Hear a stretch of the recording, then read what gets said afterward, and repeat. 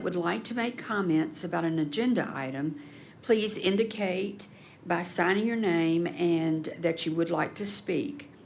Public comments will be accepted near the end of our board meeting. Ms. Bohannon, would you please call the roll? Don Haynes. Here. Chris Lee. Here.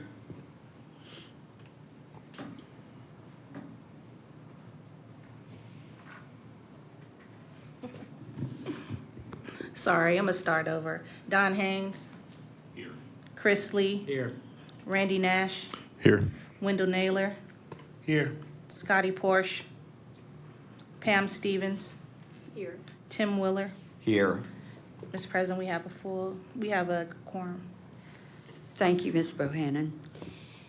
This morning, we are honored to welcome three new board members. Randolph R. Nash of Gallatin, Timothy W. Wheeler of Corryton, Tennessee, and Donald S. Haynes of Knoxville, Tennessee. Before I ask you all to just introduce yourself briefly, I want to say a special thanks again to Fred Berry from our East District, Anthony Harris from the East District, and Tanya Scales Haynes from the Middle District for the service they provided over the years of serving on this board. I do want to say to you new board members, I'm a 30-year veteran of being in the funeral industry, and I think I've learned more on this board than I have my entire career. But you are all welcome, and we'll start with Mr. Nash. Thank you. My name is Randy Nash. I'm live in Gallatin, Tennessee. I'm co-owner of Sumner Funeral and Cremation in Gallatin and Hendersonville. Married with 2 kids, and just excited to be here and honored to serve on this board. Thank you, Randy. Mr. Wheeler. I'm Tim Wheeler. I'm a funeral director and embalmer with Minot Funeral Home in Knoxville. I'm from Corryton, Tennessee, which is a suburb now of Knoxville. It used to be the country, but it's not anymore. I'm single, and I have a dog that runs my life. Oh, great. Mr. Haynes. I'm Don Haynes from Stevens Mortuary in Knoxville, 51 years in funeral service, married, wife, 4 kids, 2.5 grandkids. 2.5. Well, we've got one in October that's coming, so it'll be 3. Thank you all. Welcome.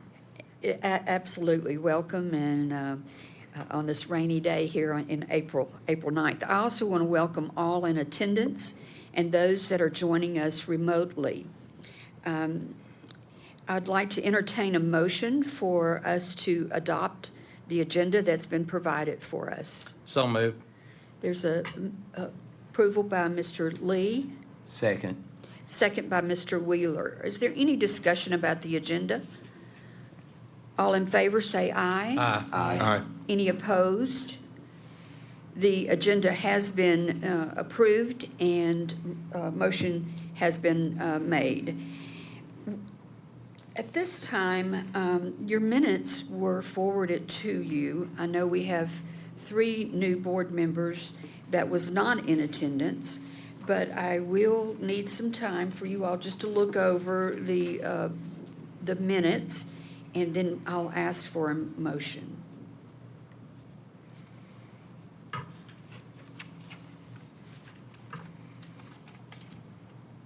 Do I hear a motion to approve the meeting minutes? Motion to adopt. Do I hear a second? Second. Is there any questions or discussion from our new board members about the minutes that have been provided to you? All in favor of approving the minutes, please say aye. Aye. Any opposed? The minutes for February 13th, 2024 have been approved, and motion is passed. Mr. Bryant, welcome again today. And for our new board members, Mr. Bryant will read out all of the information that we have, and then there will be a time for discussion, and then we will vote and approve as either legal as suggested or what this board is going to be suggesting. Mr. Bryant.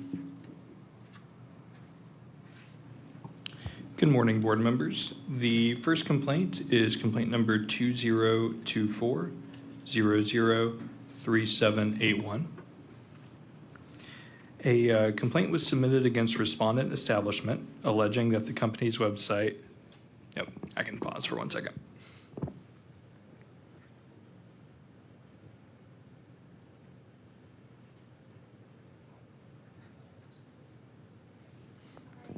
No problem.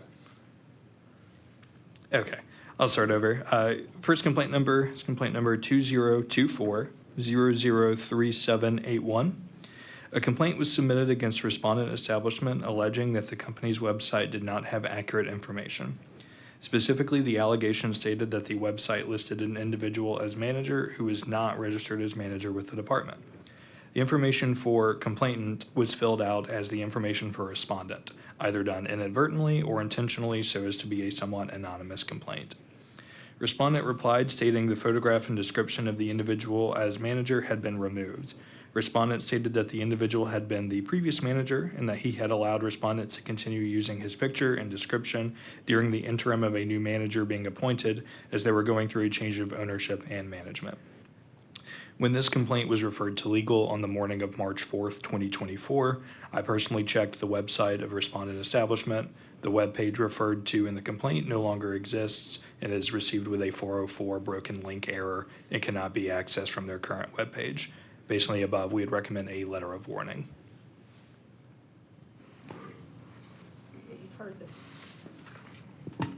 Okay, you all have heard the first disciplinary summary. Is there any discussion? Could I hear a motion to approve legal's recommendation? Motion to approve. You have some questions? I just had one, just real quick. The way I read it, of course, it anonymous complaint, basically. We don't know who it was, and when you checked the website, there was nothing on there. So was it ever founded that they violated anything at all? I just saw the letter of warning versus closure and. Sure. And I will say this one, bit of a close one, and perhaps, as always, if the board feels another course of action would be more appropriate, say maybe even a letter of instruction, I would have zero objections to that at all. But it was mainly from nothing the complainant provided and nothing I personally saw showed a violation. But the respondent, when they replied, did say he was up there for a little bit longer than he was actually manager. And I think that really toes the line on, I understand too, not updating, that takes some time, and I get that. So it is kind of a gray area of closure, letter of instruction, letter of warning. Mr. Haynes, if you would wish to withdraw your motion, I That would was like. Mr. Nash. Oh, I'm sorry, who was it? Mr. Nash. Oh, Mr. Randy, I'm sorry, I apologize. I'd like to either open some discussion, but I think maybe a letter of instruction compared to a letter of warning. I just feel that way when we have anonymous complaints, and that it was kind of fixed immediately, but. I'll withdraw my motion because I had a question too. I kind of was quick on this little trigger here. Apologize. Is this establishment closed? Or they just took the website down?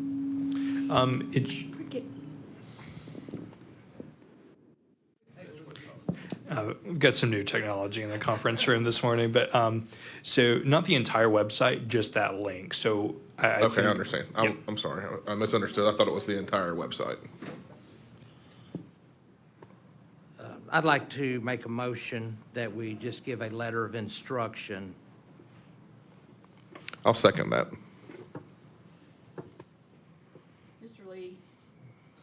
Mr. Lee has made a motion that, as opposed to letter of warning, that there be a letter of instruction.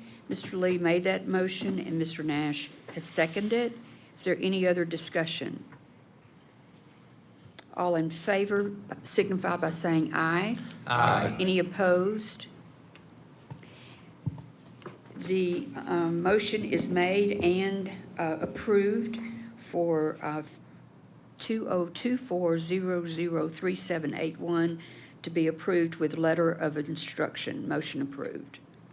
Madam Chair, Yes, sir. on the next issue, I would like to recuse myself, please. Yes, Mr. Wheeler, you can exit through that door or that, and we will come and get you as soon as this one is heard.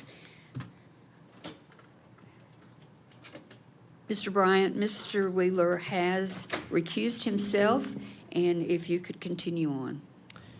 Yes. The next complaint is complaint number 2024-001961. I was made aware this morning that it says complainant is a current employee. I was made aware that they are actually a former employee of this, of the respondent establishment. So complainant, a former employee of the respondent establishment, made general allegations of unprofessionalism on behalf of respondent establishment. Specifically, complainant stated that it was a hostile work environment at respondent establishment due to the owner, and that the owner shows favoritism to certain employees. Additionally, the complainant made allegations of, quote, they're very disrespectful to the deceased bodies that they take care of, and there are several licensed people that work there, and the disrespectful remarks they make is downright disgusting and disrespectful, end quote. Respondent denied all of the allegations and requested strict proof of these allegations be provided. Complainant has provided no specific information or proof of instances of unprofessional conduct and has failed to provide evidence of violations of applicable statutes or rules. Therefore, we would recommend closure.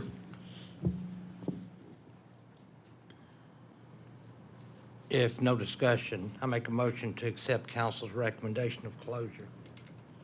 Second.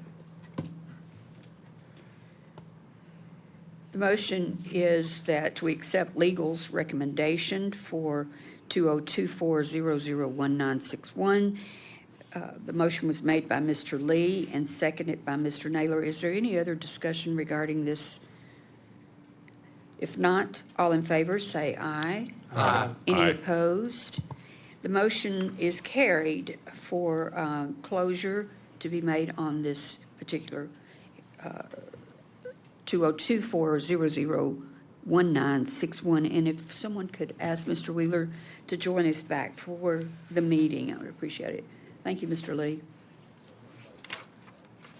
I almost ran to the refrigerator.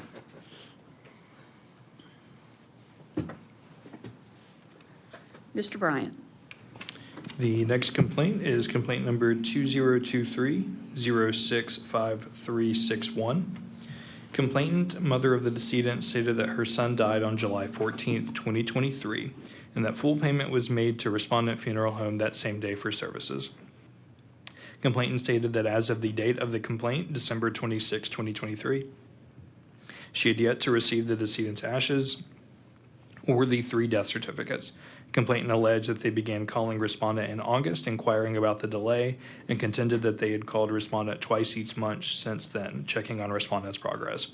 Complainant stated they were given the same response, that they would contact her the following day, but claimed that this never occurred.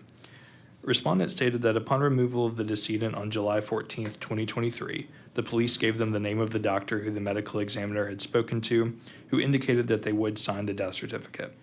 Respondent stated that the next of kin was listed as the decedent's son, his mother, the complainant, and then the mother of decedent's son, but presumably not the wife of the decedent. Respondent stated that when they contacted the doctor who had previously indicated they would sign, they refused to sign the death certificate.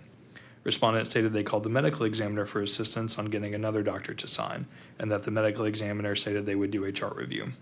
Respondent stated that they explained this difficulty and process to complainant.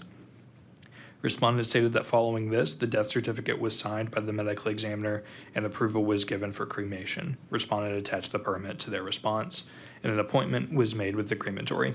Respondent stated that the initial plan per complainant was that the cremains would be shipped to complainant. Respondent stated that while preparing the cremains to be shipped, they were contacted by the mother of the decedent's son, who stated that he would like to receive the cremains directly. Respondent stated that they attempted to call complainant to confirm this change of plans on several occasions and left messages, but their calls were not returned. Eventually, the mother of decedent's son brought a text message from complainant stating that decedent's son could receive the cremains. Respondent stated that the cremains and death certificates were received by the decedent's son. Respondent attached the cremation request form, which was submitted to the medical examiner on August 18th, 2023. Respondent also attached the permit for cremation, which was signed and approved as of November 17th, 2023.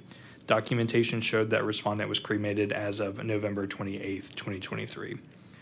Based on the above, regarding the pickup of the cremains, decedent's son is the appropriate next of kin and was entitled to receive the cremains. Fortunately, it does not appear to be a point of contention with complainant, and the decedent's son was the appropriate next of kin to receive the cremains if they chose to do so. Regarding the delay in cremation, it appears that per respondent's timeline, roughly a month passed from the date of decedent's death and when the cremation request form was submitted to the medical examiner, from July 14th of 2023 to August 18th of 2023, in part due to the delay and eventual denial from the physician. From here, it was not until November 17th, 2023, that respondent received approval for cremation, nearly 3 months, with cremation following on November 28th, 2023. As of December 26th, the date that the complaint was filed, presumably the decedent's cremains had not been picked up. It is unclear whether this delay from date of cremation to date of complaint filing was due to respondent or waiting for the decedent's son to pick up the remains. Routinely, this board addresses the difficult issue of receiving documentation from the medical examiner, physician signatures on death certificates, and a delay in cremation while waiting for the necessary documentation. Here, however, complainant references an issue with getting in contact with respondent and receiving an update during the 3-month waiting period. And based on that, on the unprofessional conduct for failing to keep the family member updated and informed, we would recommend a $500 civil penalty authorized via consent order and a formal hearing if necessary.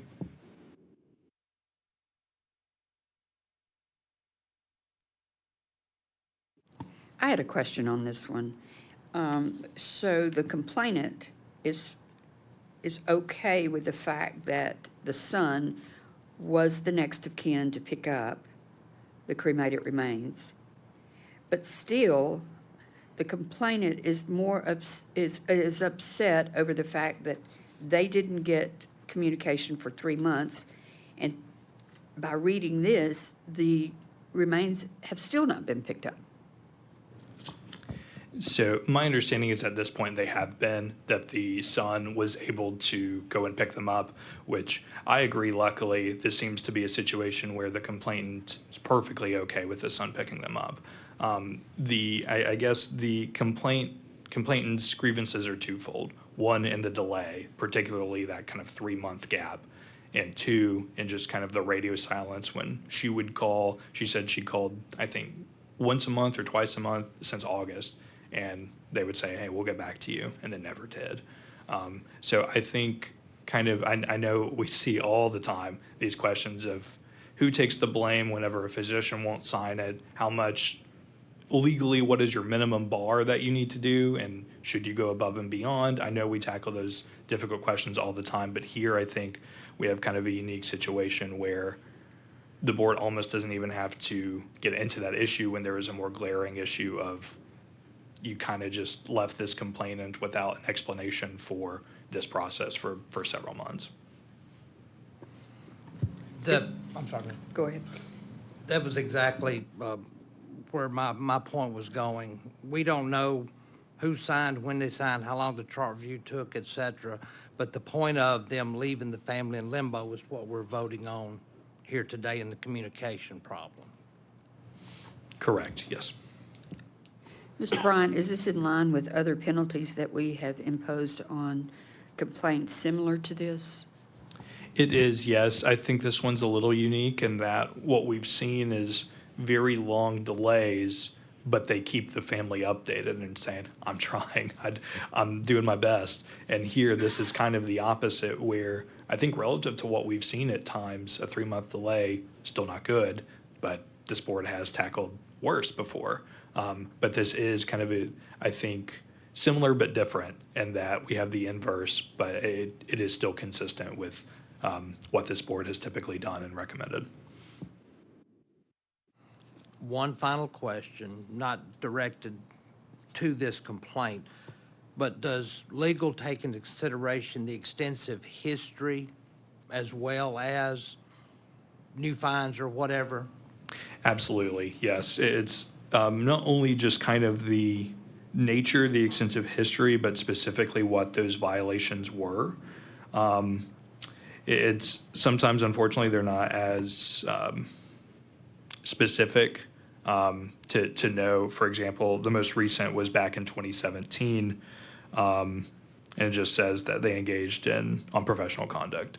I'm not sure if that's related specifically with failing to contact with the family, but all of that is definitely weighed in making the recommendation.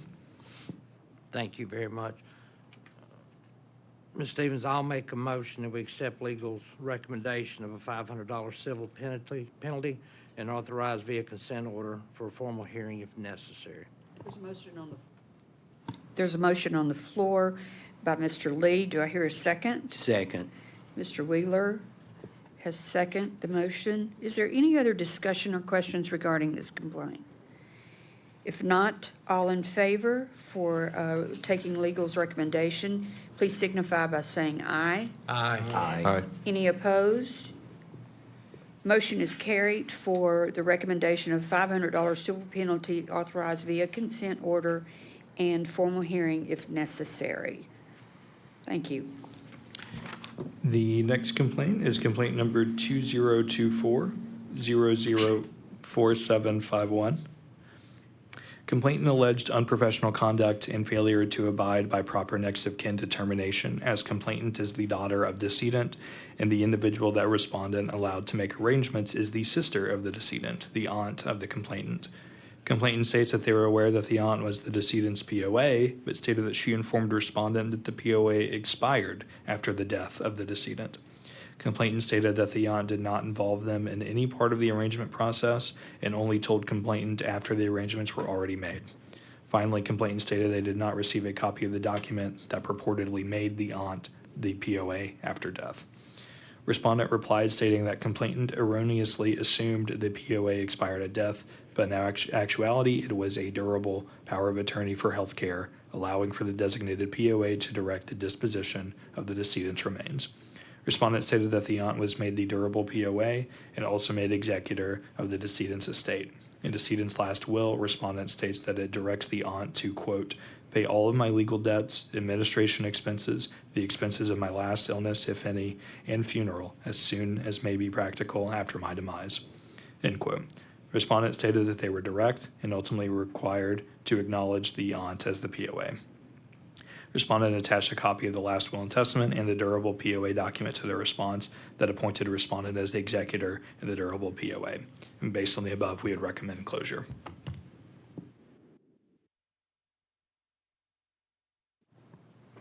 I make a motion we accept council's recommendation for closure.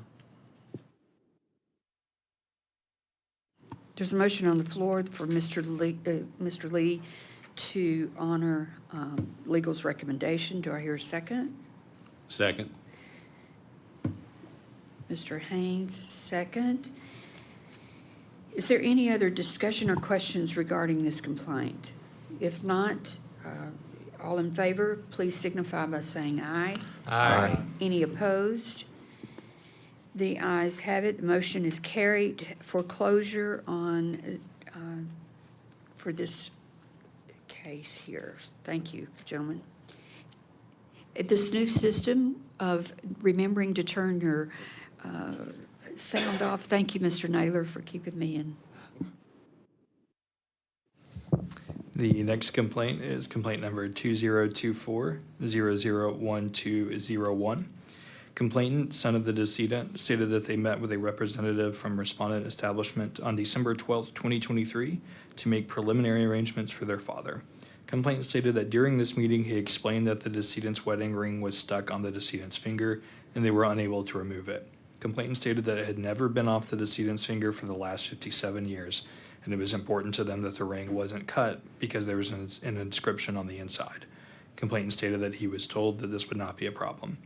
The decedent passed away on December 13, 2023, and was picked up by a respondent establishment. Complainant stated he was there when the decedent was picked up and again brought attention to the ring and explained the issue. Complainant stated they were again told this would not be a problem. On December 14, 2023, complainant and his brother met with an employee to sign the contract and release for cremation. Again, complainant raised the issue of the ring. The employee stated that he would personally check on it, that the ring would not be cut, and that it would be returned in one piece. On December 26, 2023, complainant called to check on the status of the decedent. Complainant was informed that the cremation was complete, but that they were unable to locate the wedding ring. Complainant met with the employee on December 27, 2023, and retrieved the cremains, but respondent was still unable to locate the ring. Complainant stated that as of January 5th, 2024, he had not received an update from the respondent and that the ring had not been returned. The manager of respondent establishment replied stating he had spoken to the employee complainant met with during the meeting on December 11th, 2023, and stated that she informed him that a lot had been discussed during that meeting, but that she doesn't recall complainant mentioning a ring. Further, respondent stated he spoke to the employee who was present for the removal at the nursing home on the morning of December 13th, 2023, who also stated he did not recall complainant showing or speaking to him about the ring, stating that he feels like he would have remembered if it was specifically shown to him. The manager stated that he spoke to the employee who worked with complainant on December 14th, 2023, who confirmed that complainant had spoken to him about the ring and confirmed that the funeral director had told complainant he would take care of it, and also recalled the following meeting with complainant where he told him of his failure to remove the ring.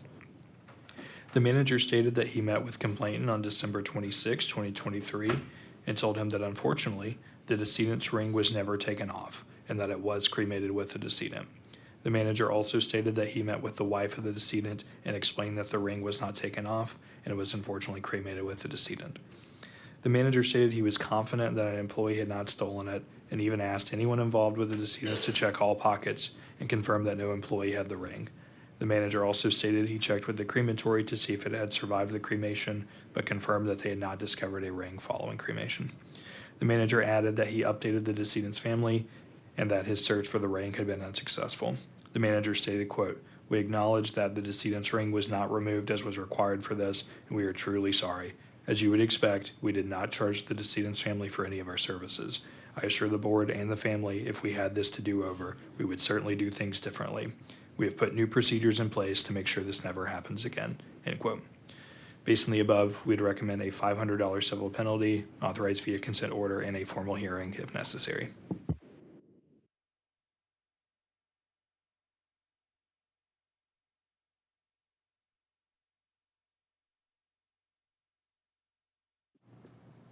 For us up here, would you just explain the basis for what violation or what that was levied against them for? That may help us understand the direction. Sure.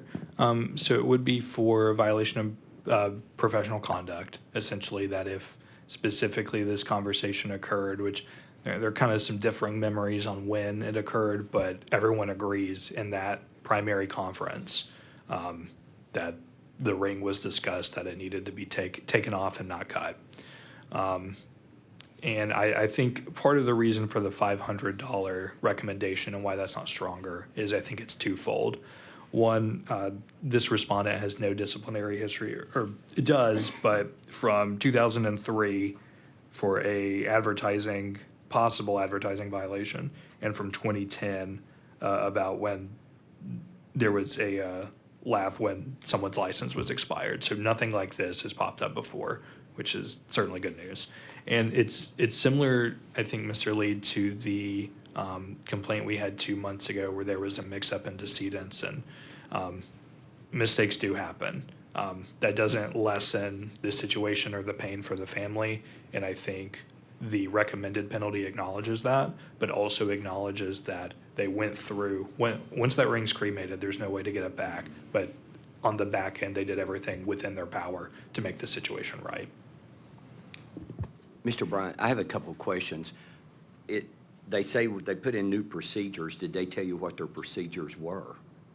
They did not. They didn't provide specific information about what those new procedures entailed. Okay. The other question, was there any follow-up with the family? Did them not being charged for their services, does that make it any better for the family? Because, you know, for those of us that deal with this, a piece of jewelry is a very valuable keepsake with a family. Yeah, absolutely. So kind of just for our internal complaint process, when a complaint is filed, it goes to the respondent, they have an opportunity to reply.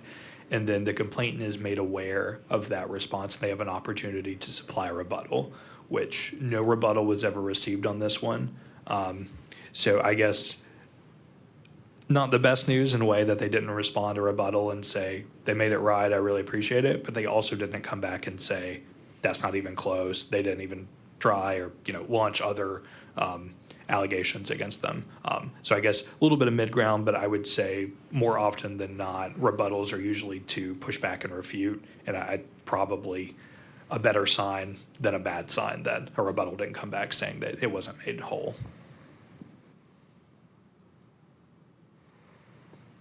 I think looking at everything, it was a terrible mistake. And I would hope that what procedures are in place now will be positive going forward. No disciplinary action in the past, and I think they tried, as Mr. Bryant said, the case we had a couple of months ago, they tried everything they could after the fact to make everything right. Based on that, I'll make a recommendation that we accept legal's recommendation of the $500 civil penalty. There's a motion on the floor by Mr. Lee to accept the recommendation of legal. Do I hear a second? Second. Is that Mr. Nash? Yes, ma'am. Okay. Any further discussion or questions regarding this? If not, we'll vote. All in favor, if you'd signify by saying aye. Aye. Any opposed? Motion carries that there will be a $500 civil penalty for violation for professional conduct and authorized via consent order and formal hearing if necessary. Mr. Bryant, on the next complaint, I had a question before you start reading. Could you clarify the dates on this case? So the contract was April 4th, 2013, but the complainant stated that on October 27th, 2024. Am I behind times? There's a pre-need. No, that is, But the aunt passed away on October 27th. that is a legal typo, and I apologize for that. Mr. Bryant, so should that be October A year. 2023? I am almost positive, let me double check. Oh, that's okay, that's okay. I just wanted to clarify that before we got started. Yes, the board does not have to tackle time travel No, in no, this no. one, so.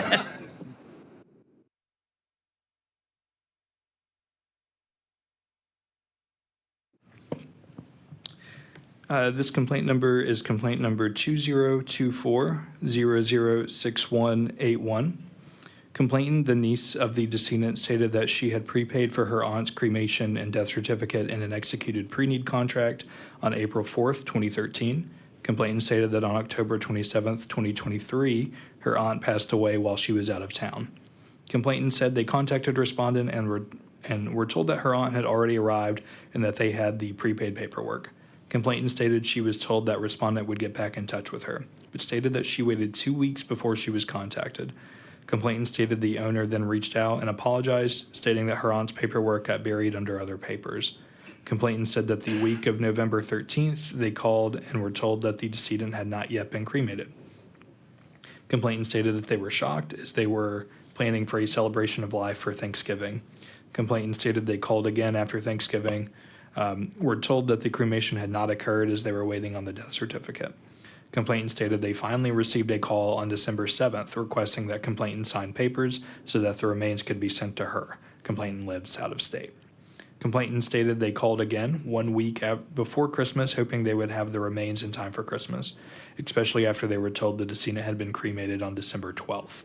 Complainant stated that they called again on January 17th, 2024, again requesting an update. The owner of respondent establishment responded, apologizing for, quote, the inconvenience and distress caused by my failure to act more promptly and professionally, end quote. Respondent stated that after receiving the death call and gathering the pre-arrangement papers, the papers were misplaced under other papers on their desk. Respondent stated that they faxed the cremation authorization form to complainant out of state and soon received the signed authorization, which was immediately sent to the crematory along with the other required documentation. Respondent stated that the cremation was completed on December 12, 2023, and the remains were picked up on December 13, 2023. Respondent stated that it is their policy to mail cremains by USPS priority mail to either a funeral home or cemetery for security reasons. Respondent provided that this was days before Christmas, so they waited until December 28th, 2023 to avoid the Christmas rush. Respondent stated that the remains were received on December 29th, 2023.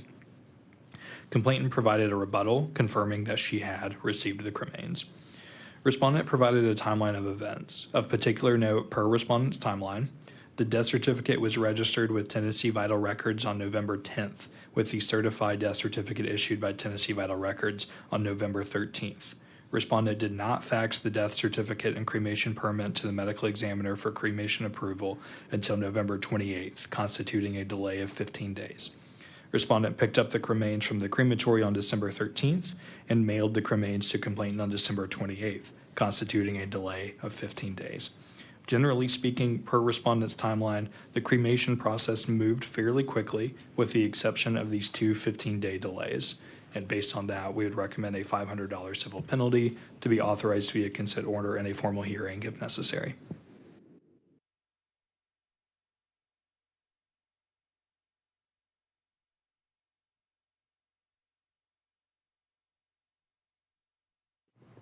And other than the paperwork getting buried on the desk, there's no explanation for this delay. I mean, not in a folder with the decedent's name or anything else, but just lost. So on the front end, that was the reasoning that I got buried under some papers. And then on the back, my recollection is there was no explanation for that. Faxing the death certificate and cremation permit to the medical examiner until November 28th. So has saying it got buried on the front end. And then our second gap is from November 13th to November 28th. From my recollection, no explanation of why there was a 15-day delay there. And then they claim that on December 13th, I believe, post-cremation, they didn't mail it then because it was close to Christmas, so they wanted to wait afterwards. So it ended up getting, from December 13th to the 28th, another 15-day delay. Board members, for the sake of discussion, what I'm contemplating is a $500 civil penalty enough? I'll welcome any input from other board members and before I make a motion. And I would like to comment, I look back on the calendar, November 13th, when the death certificate was signed, was a Monday. For those of us in funeral service, when you get your death certificate, you immediately fax your permit to the ME. We deal with small counties surrounding Knox County. Sometimes our medical examiner in those counties are out doing the hay, cattle, whatever might occur. But usually within a 24-hour period, I have my permit signed by the ME. And so, to me, that November 13th to the 28th is a terrible time. That's ridiculous to wait that long.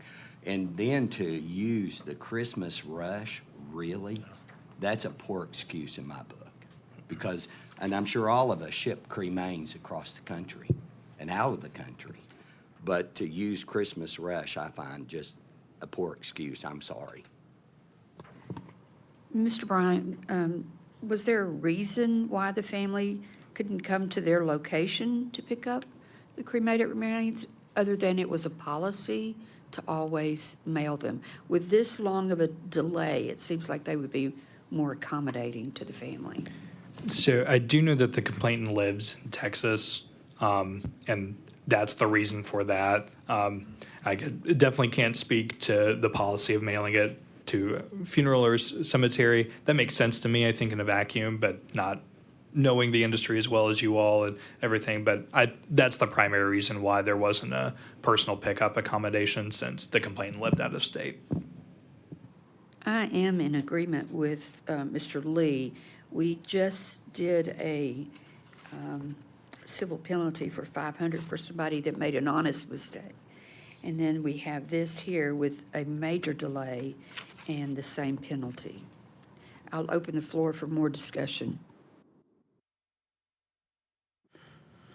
The complaint, it states on here that she was surprised because they had a planned celebration of life for Thanksgiving. Did she say, or did the respondent, they don't acknowledge that they were made aware of that? I mean, because if, hypothetically, if they received the death certificate on the 13th, they could have got a permit and had the cremation and everything completed before Thanksgiving. The respondent did mention in the reply that they added an extra sentence to say that they were really sorry they missed that. They were not aware that that was their plan to have that. But I still think that the point still stands that, you know, I would think regardless of what anyone's plan is, you would Sure. want to get that out as quickly as possible. I'd make a motion to increase the civil penalty to $750 and unauthorize the consent order. Second. There's a motion on the floor by Mr. Nash and a second by Mr. Haynes to increase the penalty, the civil penalty, from $500 to $750. Is there any other discussion? If not, all in favor, please signify by saying aye. Aye. Any opposed? The motion carries with the recommendation from the board to increase the penalty to $750 civil penalty. And would that be unprofessional conduct? That would, yes. Okay, thank you. The next complaint is complaint number 2024-004631. The department's inspector conducted an unlicensed activity check and inspection of a respondent establishment. During the unlicensed activity check and inspection, the inspector discovered the following. On January 3rd, 2024, during the course of the unlicensed activity check, respondent establishment conducted a funeral service and followed with a committal service at a cemetery. During this time, the inspector observed an unlicensed assistant drive the lead vehicle, carry flowers to the gravesite, instruct pallbearers, and assist the pallbearers in carrying the casket to the graveside. The inspector spoke to the other individual, the owner of the respondent establishment, in the funeral coach. The inspector asked the individual who the Tennessee licensed funeral director present for the committal service for the decedent. Excuse me. The owner responded that there was no Tennessee licensed funeral director present for the committal service. Following the service, the owner explained that they were having difficulty hiring a Tennessee licensed funeral director since their previous manager had resigned. The previous manager resigned as of December 13th, 2023, and as of January 4th, 2024, respondent did not have a Tennessee licensed funeral director as manager of respondent establishment. During this time, based upon the records found by the inspector, respondent establishment's unlicensed staff made funeral cremation arrangements for 6 decedents. The owner stated that their previous manager had sent him a text message on December 13th, 2023, stating that he was leaving their employment and that they had 30 days to get another manager. The owner stated that they interpreted this to mean that the owner was submitting their 30 days notice, not re-signing immediately. For reference, the law is 10 days to replace a manager, not 30. The owner stated that they searched, quote, high and low, end quote, for a funeral director, but to no avail. The owner added they eventually did get a licensed funeral director to be present and wait on families while making arrangements and to handle funeral and committed services in the capacity of a licensed funeral director. The owner stated this individual started on January 5th and attended and directed one of the 6 services identified by the inspector. The owner stated that finally, on January 29th, 2024, they were able to hire a licensed funeral manager. The owner all stated the following, quote, as far as us waiting on families and directing funerals, it seemed we had no choice as the previous manager would not answer my text or calls, so he didn't know what to do except just be there for the families. I do admit to waiting on and directing funerals, but in all honesty, we were caught between a rock and a hard place, end quote. Additional findings that the inspector made, respondent establishment did not have a copy of the license nor latest inspection report of the crematory that they utilized for cremations. The areas directly behind and beside respondent establishment contained debris and other materials and obstacles. The owner stated that these areas had been cleaned up and that in the back area of the funeral establishment where construction is ongoing, which caused the materials and debris during the initial inspection, they have added a temporary orange construction fence to prohibit anyone from entering the area. The owner stated that new construction is being done to add a prep room, dressing room, and refrigeration room. Numerous statement of funeral goods and services selected contracts were signed by decedent family members were not completed, included prices for goods and services. Likewise, the reason for embalming was not included when embalming was charged. And the inspector requested that respondent provide a copy of the death certificate for the services cremations conducted in December 2023 and January 2024. However, the owner did not have access to the Verizon system because he was not a licensed Tennessee funeral director, and the former manager handled the death certificates. So based on the above, we would recommend a $4,000 civil penalty authorized via consent order and a formal hearing if necessary. Mr. Bryant, I have a question. It looks to me like in a previous disciplinary history that on 2023-043181, and I don't know the month of that, but the same thing, the board had a change of establishment manager and there was a $500 civil penalty. Is that basically the same thing happening? Similar in that I would say this is a little worse in the sense of that there were 6 people licensed or 6 people serviced during that period of time, but they have had a bit of a revolving door with a manager position, and that there seems to be a pattern of kind of just carrying on business as usual without. I think in that one, if I'm recalling correctly, we weren't entirely certain based on the information we had whether we knew there was no manager. We didn't know whether there was any licensed individual there. We could kind of maybe anticipate that there was not, but we couldn't say that for certainty. Here in this one, we do know for certain, no manager, no licensed individual employed by that establishment for that stretch of time. So that was just one question. When this was done, I don't want to mess up the time frame of the manager, the licensed manager sending the owner a text, giving them 30 days. Was there still a licensed manager on the books for them when they were conducting this business? My understanding is no. Okay, that's what I want to make sure of. I mean, if he was still there and his license was being used, you would think he would be a little more responsible, but. When I read this, when we received this yesterday, and I read this one twice because I wanted to make sure I didn't miss anything, and I was reading it again. So one thing it doesn't address is, okay, there's no licensed funeral director there. Do we know if they had a licensed embalmer? Because these bodies, if they're burying, assuming that they were embalmed, that's one question. My other question is that, like Ms. Stevens and Mr. Lee referenced, were the original, these disciplinary history is just all in the last year, and it doesn't look like they've been in business for maybe a year, and it seems to be a trend. And so, I know that I'm first time here, so I know that the civil penalty is pretty high that you've recommended, but if there's no license either, that's a manager, do we know as of today if it's been updated? My understanding is that they do have someone licensed at this point. That's correct. They have a licensed funeral director serving as manager now.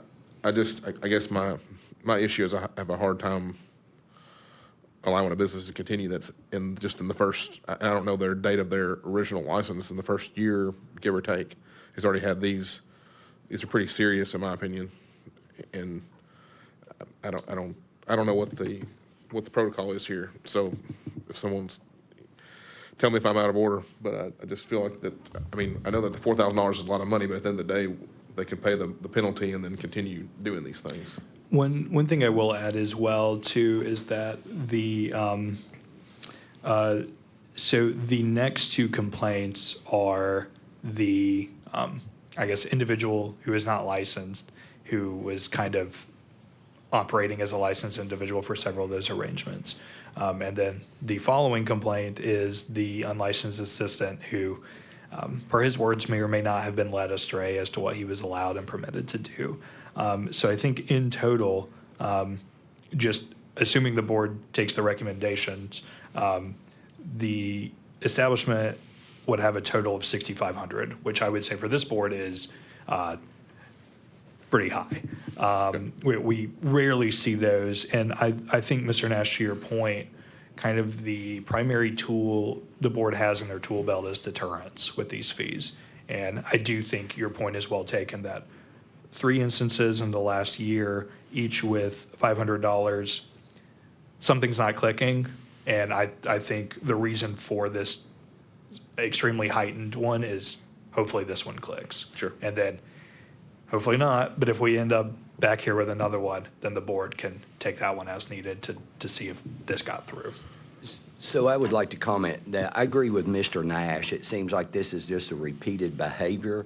I'm not sure financially, depending on how deep their pockets are, that even $6,500 can be much of a deterrent. And so my question also with what Mr. Nash brought up, those 6 families that were serviced, were they embalmed, and did they have a licensed embalmer performing the embalming? I do not have that information in this complaint. I know our inspector is very hands-on when he's there, and he looks at everything he's able to. I think if there was some information to indicate that there had been additional violations in that regard, he definitely would have included it in his report.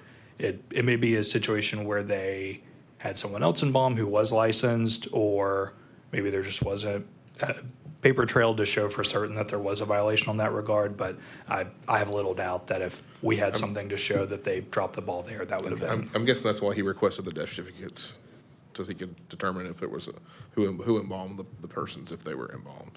And that's probably one of the things he was trying to determine. So I concur with Mr. Nash. Maybe the board ought to look. The civil financial penalty I'm okay with, but I'm wondering if like a 30-day suspension of their license to practice might be a wake-up call for them to get on track, do things that are, that you're to abide by the law. That's the reason why we have these laws. And it's those families that are being serviced by non-licensed personnel are not getting the service they deserve.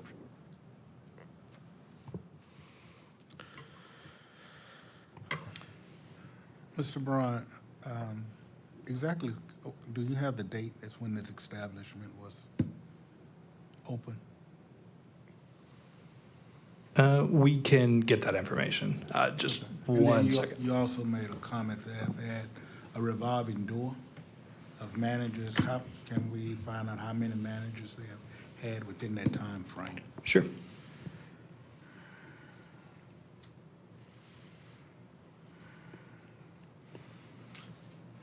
Mr. Gribble, maybe on things like this, and maybe to answer Mr. Wheeler and Mr. Nash, when we have something to this extent, does the state do follow-up unannounced inspections, or will it be their regular inspection next year?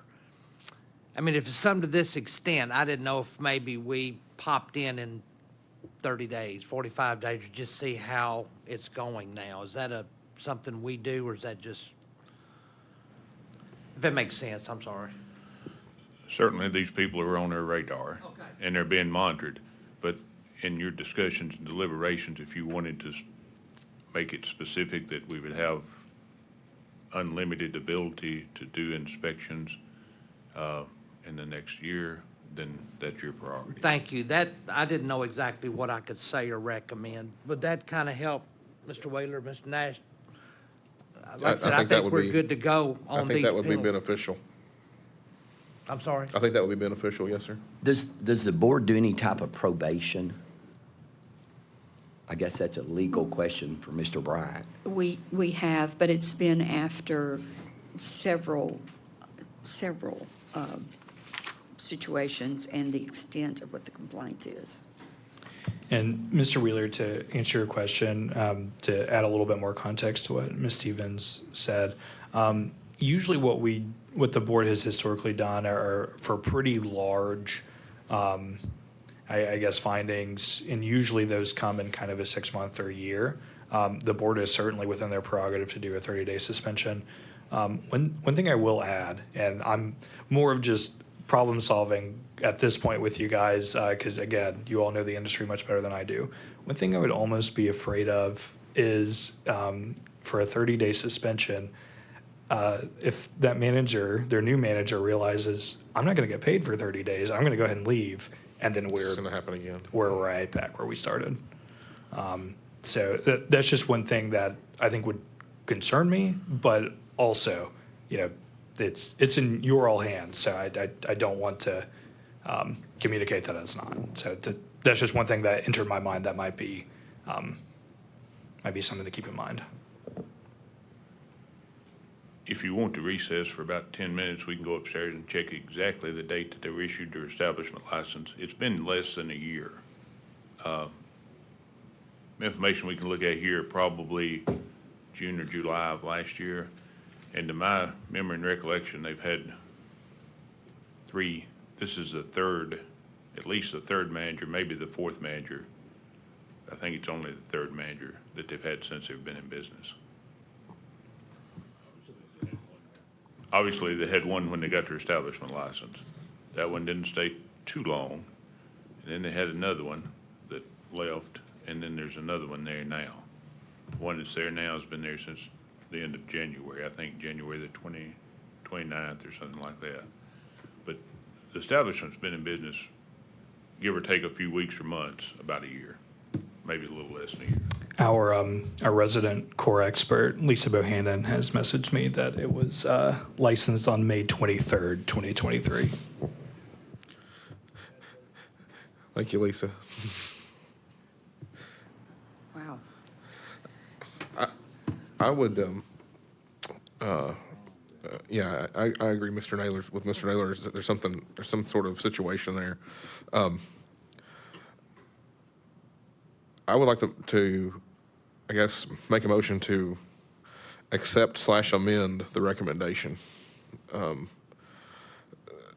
Accept the $4,000 penalty, but add there that kind of to what Mr. Lee said about that we have, I don't know how to word this, that we have the board has the option to monitor them or, you know, follow up inspections within the next, 12 months.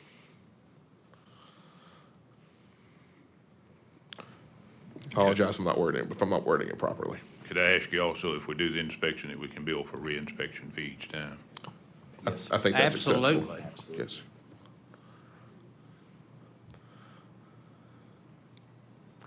Did y'all get the initial motion before I second?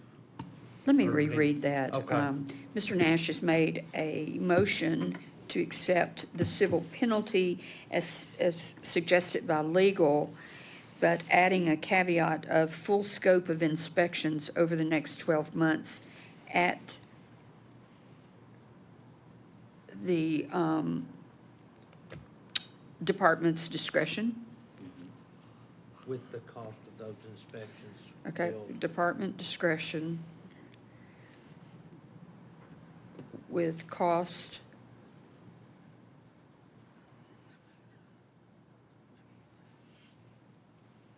okay, I'll read it again.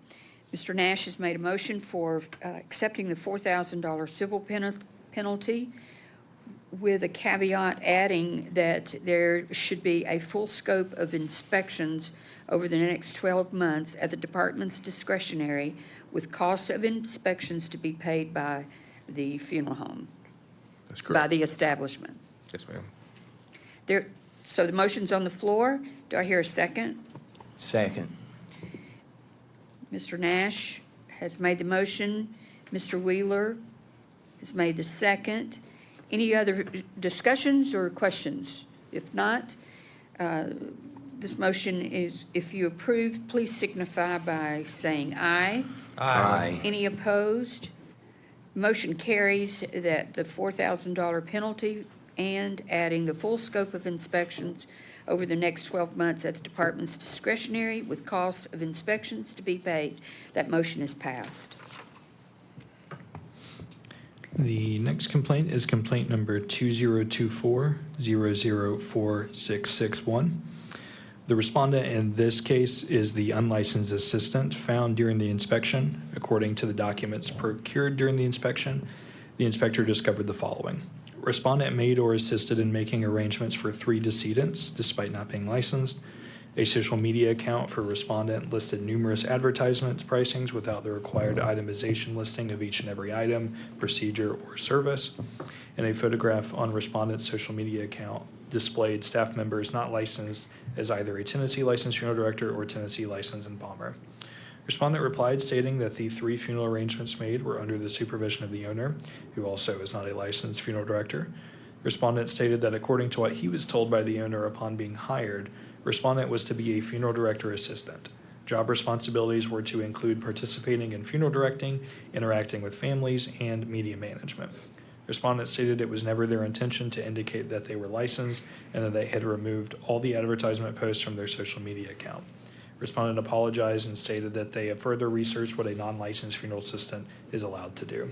Based on the above, we'd recommend a $500 civil penalty authorized via consent order and a formal hearing if necessary.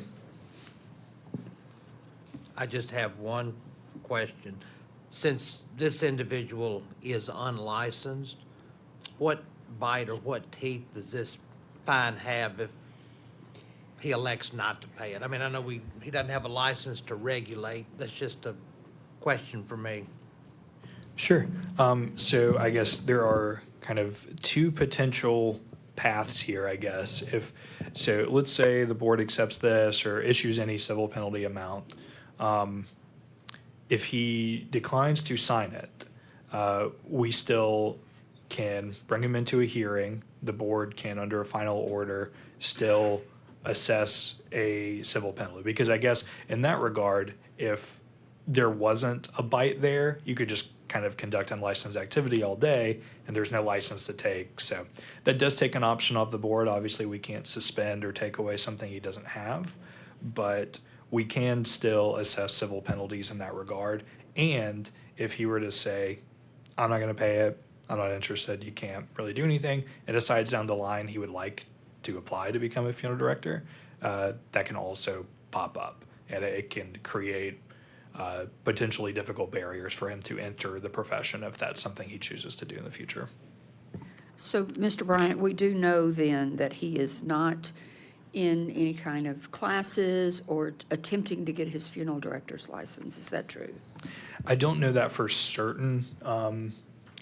I think, to my knowledge, we don't have the kind of student registration, so I think that's accurate, but I can't say that for 100% certain. Is he still employed by the same funeral home? I'm not sure. Okay. Is it possible we could check and see if since this took place, if he or she, assuming, is registered as an apprentice? Ms. Bohannon can check, but I'm almost absolutely positive they are not as an apprentice or not as a student either. They're not registered as a student or an apprentice. Okay, thank you.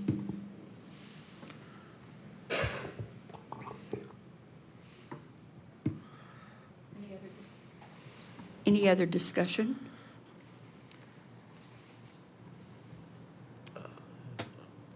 Madam President, I'll make a motion then, if no further discussion, that we accept legal's recommendation of a $500 civil penalty. Motion on the floor for the accepting legal's recommendation. Do I hear a second? Second. Mr. Nash? Any other discussion regarding this? If not, we will vote. All in favor, please signify by saying aye. Aye. Any opposed? The motion carries. There will be a $500 civil penalty on this particular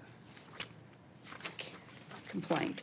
Our next one, Is complaint number 2024004681.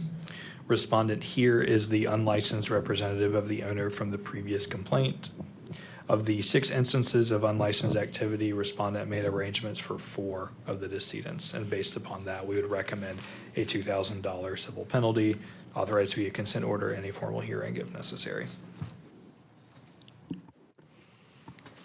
okay, I have a question on this one. So on the previous one, there were 3 descendants.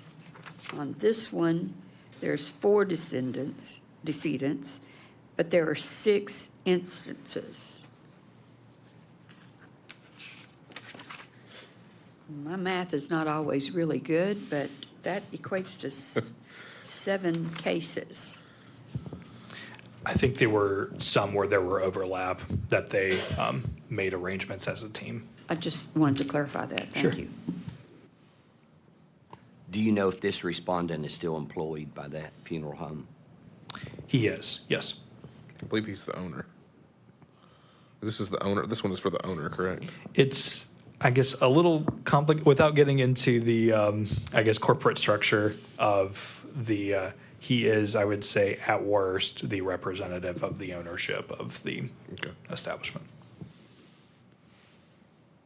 Is he in school or apprenticeshiping? My understanding is that he is not. Okay.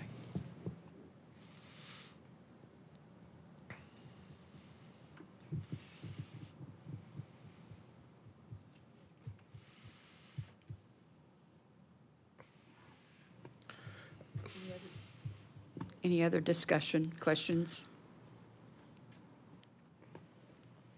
Madam President, if no further discussion, I'm going to make the motion that we accept council's recommendation of a $2,000 civil penalty, and of course authorize via consent order for a formal hearing if they so choose.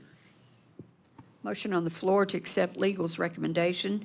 Do I hear a second? Second. Mr. Wheeler has seconded the motion. Any other discussion or questions? If not, if you'll signify by saying aye. Aye. Approving. Aye. Aye. Any noes? This motion has passed to accept recommendation for the $2,000 civil penalty. Thank you. And the last one is a represent. It is complaint number 2023-062091. This is a represent from the February meeting. In that meeting, it was read as follows. Complaint and alleged unprofessional conduct on behalf of respondent establishment, specifically alleging that respondent included several additional charges that they believed had already been paid for in their pre-deed contract and adding additional fees after the fact. Specifically, complainant alleged that additional costs were added for procession escorts, processing fee, taxes, death certificates, resulting in an additional charge of $1,364.36, not covered by the pre-need contract. Furthermore, complainant stated that soon after, due to a policy created in August of 2023, respondent added an additional cost since complainant had requested that the service be held on a Saturday, adding further additional costs. Respondent replied, confirming that complainant had an existing pre-need contract dated October 21, 1989, and that the pre-need contract specifically enumerated the following services at the following prices. Basic funeral services, including services of a funeral director, $1,899. Embalming, $899. Dressing, casketing, and cosmetology, $299. Visitation, $449. Funeral ceremony, $499. Transfer to the funeral home, $549. Hearse, $399. Casket, $2,199. And outer burial container, $1,549. Respondent stated that at the time, the contract did not charge complainant taxes as required for funeral merchandise or the respondent's processing fee. Respondent stated that complainant and her daughter came to respondent establishment on November 16, 2023, and during this meeting indicated that she wished for the funeral service to be on a Saturday. Respondent stated that a Saturday service is not included in the basic funeral services package enumerated in the pre-need contract and accounted only for weekday services, thus resulting in the additional charge. Respondent stated in addition to these charges, complainant requested a motorcade escort, which resulted in an additional expense not included in the pre-need contract. Based on the above, complainant's primary frustration appears to be that additional costs were incurred despite the existence of a pre-need contract. However, it appears that additional services were added after the creation of the pre-need contract. Both parties agree that the out-of-pocket expense became $1,364.36, but resulted from services not enumerated in the original pre-need. As Mr. Berry's last bit of homework before his time on the board, he asked that I represent after obtaining the pre-need contract and statement of funeral goods and services to see if that contract enumerates that a service was to be provided on a weekday only. So the update to that information, the contract did not state that service was to be provided on a weekday only. However, the contract did state, quote, "The funds paid or to be paid and the net earnings or interest thereon fully pay for the funeral merchandise and services identified herein," end quote. The contract is very sparse and does not include much information regarding an itemization of the merchandise and services. So another way to state that, I think, Mr. Perry's question was, does the contract say that they can do that? And I think the right question is actually, does the contract say they can't? And the answer to that question is no, it does not. But looking at respondents' general price list, it appears that a pre-need processing fee is included in complainant's statement of funeral goods and services as a $149 charge. This is shown as a separate line item on complainant's statement of funeral goods and services outside of respondent's basic services fee. The funeral rule states that the only non-declinable fee is for a basic services fee. Per respondent's response, quote, "The funeral home charged complainant the required taxes in the amount of $356.29 and the funeral home's processing fee of $149, which were previously not included in pre-need contracts." So the recommendation is a $750 civil penalty to be reduced to $250, provided the respondent refunds that $149 processing fee to the complainant and submits proof of satisfaction to the department to be authorized via consent order and a formal hearing if necessary.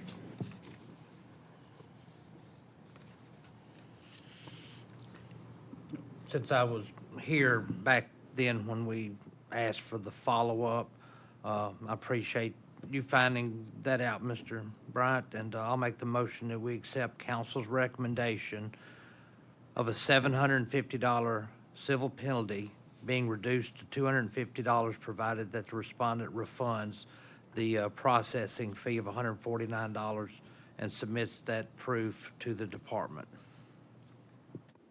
There's a motion on the floor by Mr. Lee to accept legal's recommendation. Do I hear a second? By Mr. Naylor.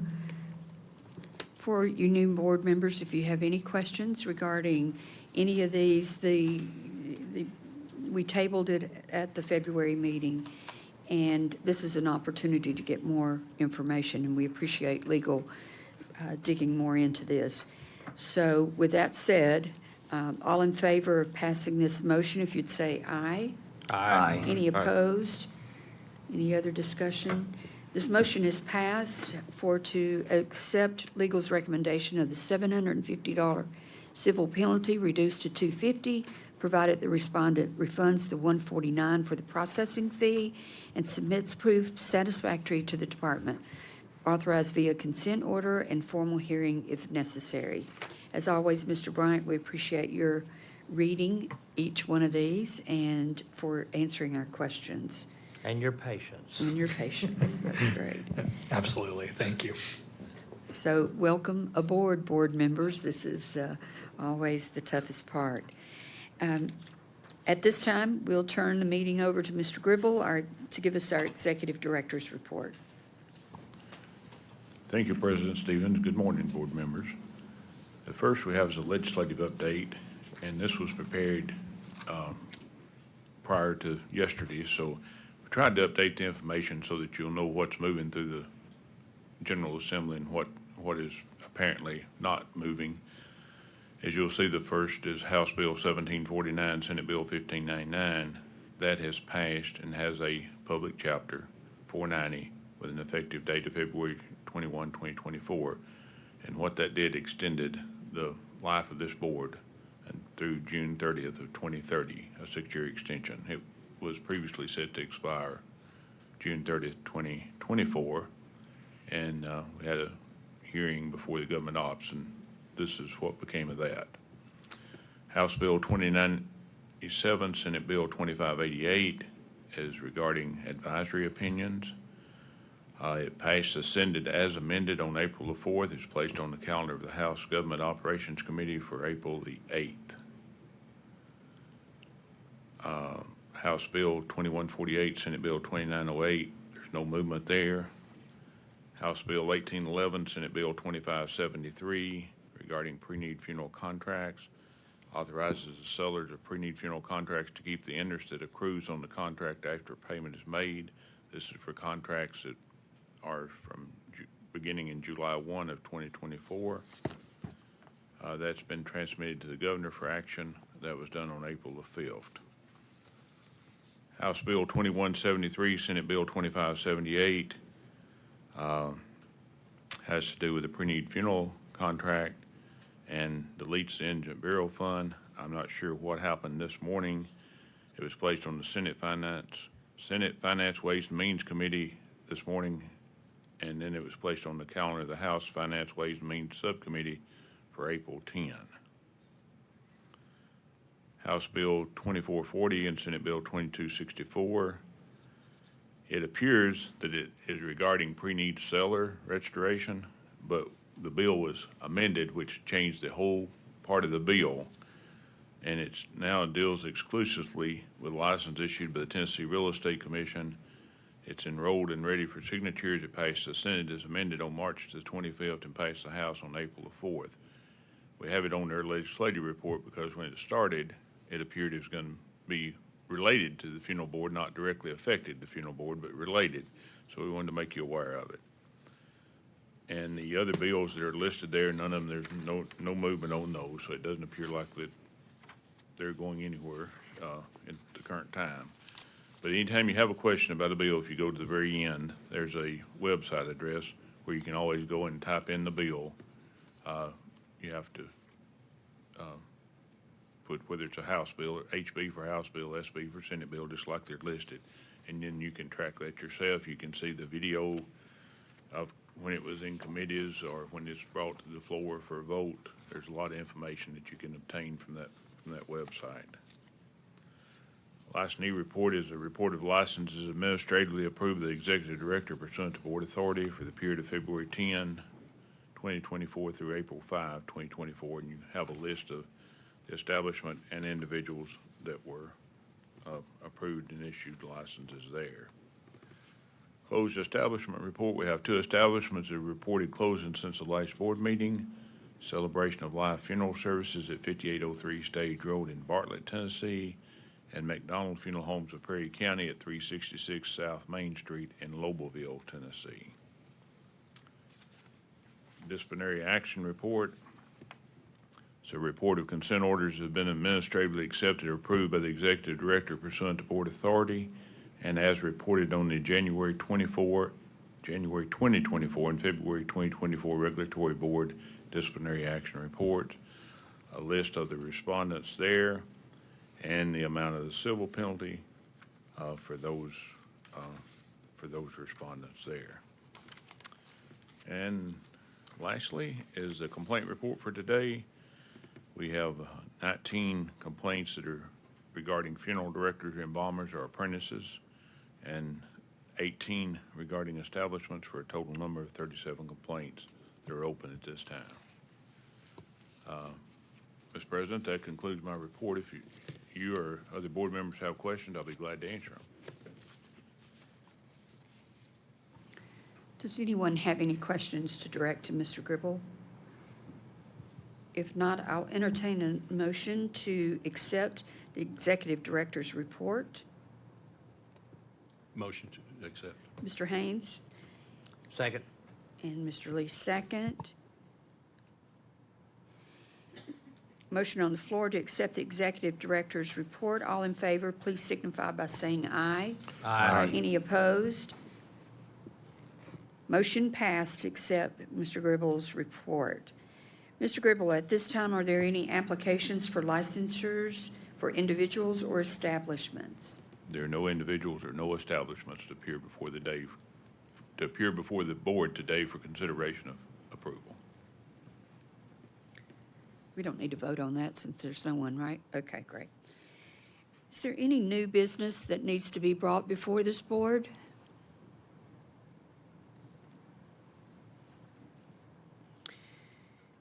The new business is welcome, and you all are very much appreciated for being here and serving the industry. Ms. Bohannon, are there any public comments related to the items on the agenda? No, ma'am. Thank you. We appreciate everyone in attendance this morning, both in attendance and those joining us remotely. I'll entertain a motion to adjourn at this time. Motion. Is there a second? Second. Second. Anybody have any discussion to want to stay here? Please signify by saying aye. Aye. Any opposed? Thank you. That motion passed. That we meet again in May. The next meeting is May, I've got it on my calendar. Let me look. I should have written that down. May 14th. May 14th, is that what we have? Let's look.